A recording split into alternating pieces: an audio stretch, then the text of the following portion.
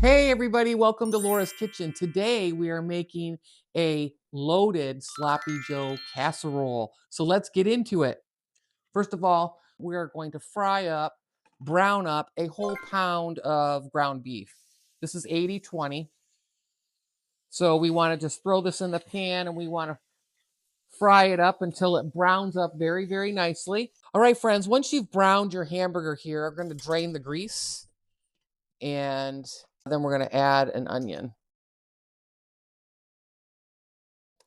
There we go. So the next step, we're going to add one whole onion, and I've diced the onion up. So we're going to add that in to the ground beef, and we're going to let that fry up together. And step is to add in a little bit of garlic. So I've got some crushed minced garlic here out of a jar, which we call garlic. I'm going to give it a nice heaping spoonful there. And I'm going to let that cook up until it becomes very, very fragrant. Mix it in with the meat. It's smelling good. All right, and you're going to let that cook for just a couple minutes. Okay, and then the next step, we're going to add a full chopped green pepper. I chopped that up, so we're going to add that in next. And we're going to let that saute in. We're going to cook this for about 2 to 3 minutes as well until the green pepper softens and mixes in with the meat, onion, and garlic. Okay, friends, now that the green pepper has softened a little bit and cooked down, our next step is just to keep the hamburger a little bit moist. We're going to add in a half a cup of water. I am going to add in a pinch, or maybe a pinch or two, of salt.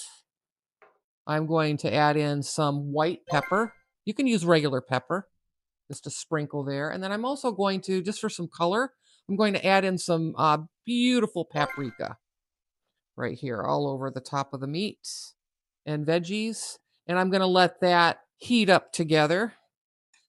Now, a lot of people would say that this is getting prepared to kind of make somewhat of a shepherd's pie, but that is not the truth. Shepherd's pie is a pie that you would make with lamb, and this is beef. So we would be calling this a cottage pie.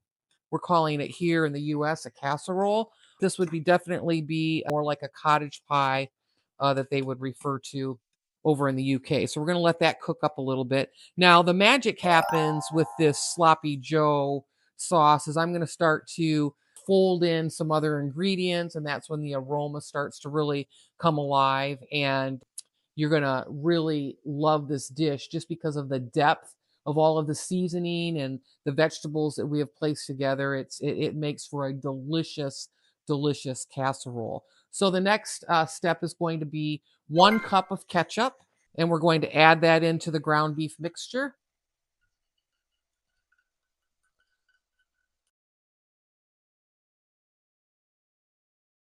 And then the next item is 1 tablespoon of mustard.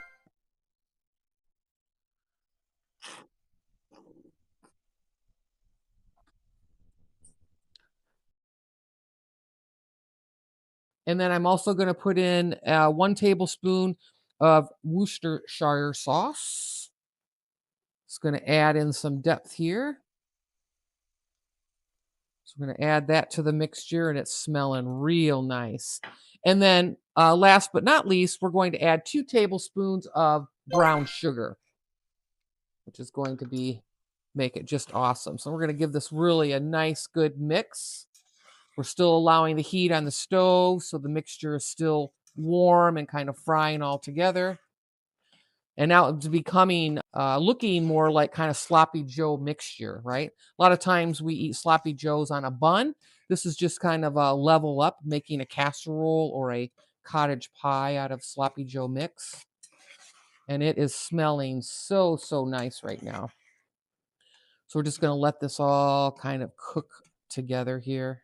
Now, this is where, if you'd like some heat, you could put in some chili flakes if you would like. Now, we don't put the chili flakes in our Sloppy Joe casserole because that's just not part of what we like is anything spicy or hot. But this would be the time that you would add in some chili flakes if you wanted to increase the heat. But I would suggest if you're making this for children, not to put in that chili. Let them eat this dish once or twice without the extra spicy ingredient in it. But I mean, if you're a family that loves it nice and spiced up, or Anybody that likes the spice, definitely add that in. And then last, I'm going to add in some beautiful green onions to the mixture. And it just adds an additional beautiful color to the dish, along with the green peppers and the paprika. We're going to fold that in all together, and it is divine smelling in here. My gosh, friends, it smells so, so good.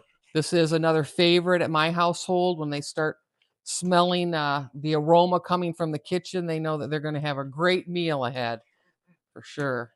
All right, so we're just going to let that kind of cook and simmer a little bit. I'd say for a minute or two for everything to kind of come together.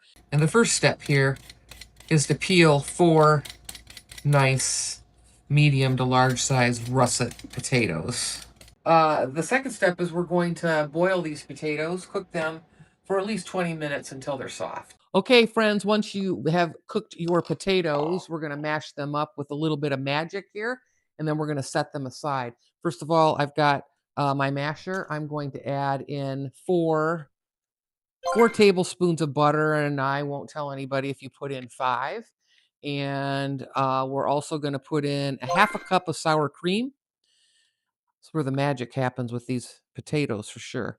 So 1/2 cup of sour cream there, and then a 1/2 cup of whipping cream. Heavy whipping cream goes in there.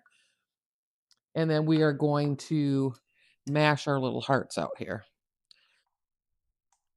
Mix this all together. And this becomes the topping of the casserole. So once we do this, we're going to set it aside and focus on the base layer of the Sloppy Joe potato casserole. This is super, super yummy. So we're just going to kind of mix it.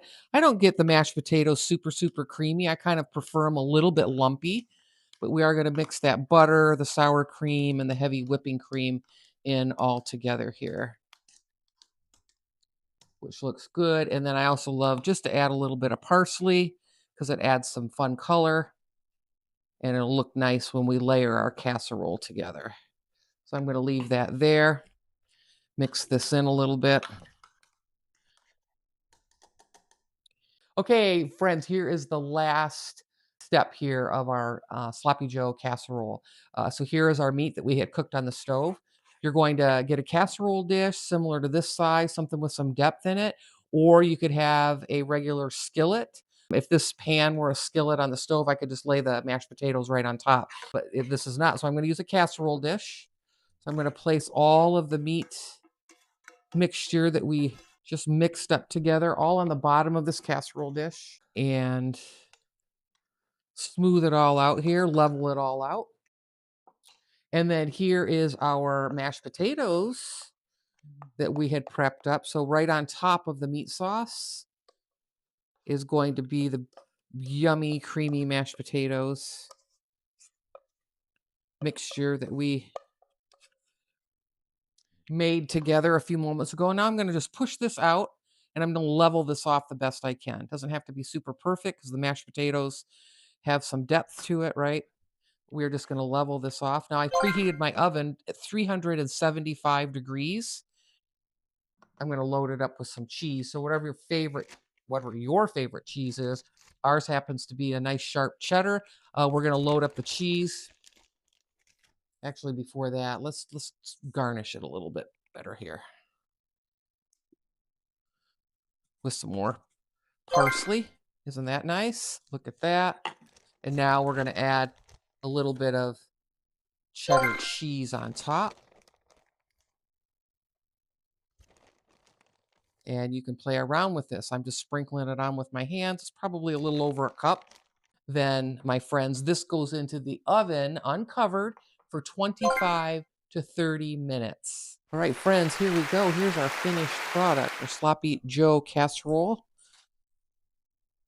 It's cooked. I've let it set out for just a few minutes after I pulled it out of the oven.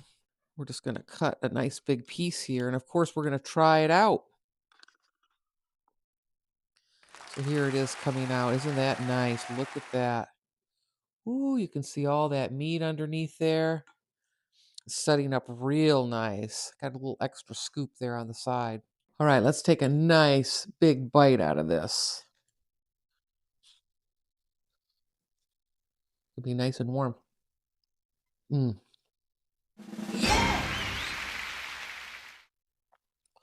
So great. So beautiful. So there we go. There's our Sloppy Joe potato casserole. So here, this is a 10 out of 10. The green pepper just gives it that perfect depth and that taste and that spice in the meat sauce. The sour cream and the heavy whipping cream and the potatoes, the cheese on top. It's just a perfect marriage. So a great another recipe, friends, and I will see you in the next one. Bye.